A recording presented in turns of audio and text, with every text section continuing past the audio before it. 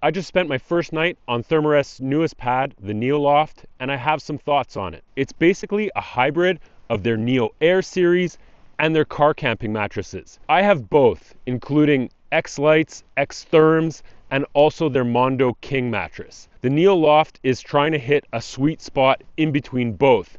And the question is, does it work? In terms of features, it's extremely thick. It's got a sort of stretchy, comfortable top fabric to it, and it has two valves, one dedicated to inflate and one dedicated to deflate. In terms of weight, this one comes in right around 2 pounds with the inflation stuff sack, and a little bit less if you remove that. So that's around 900 grams. What are my overall thoughts, and where does this mattress fit in for someone's camping system?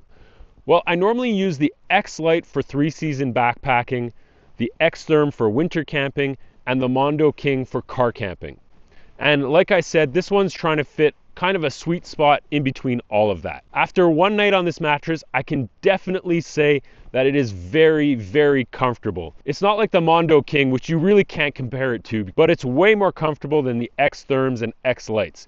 You really feel that extra thickness. It's very plush, and it doesn't have any crinkly sound at all. If you're someone who sleeps on their side quite a bit, like I do, this works very well. And it does pack down very small. Not in the same category as the X-Lite, maybe a bit closer to the X-Therm, but it is a very compact package once you roll it down. It's not going to replace my X-Lite and X-Therm, where weight and performance really matter. On trips like this, where it's a quick overnight, and I want to have a great night's sleep and be very comfortable, I think the NeoLoft is a great option. Car camping, if you have limited space for all of your gear, or if you're going somewhere and you're going to be base camping and spending a lot of nights in the same place. The X-Lite and X-Therm are very warm mattresses. I've taken the X-Therm down to almost -40, and I've also taken the X-Lite down to well below -10 Celsius.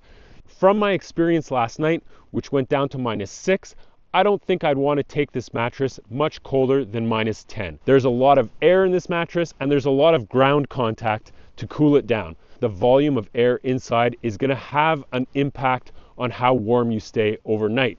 This mattress is huge, and there's no other material in there like down or foam to help keep you warm. So it is a little bit cooler than the X-Lite and X-Therm.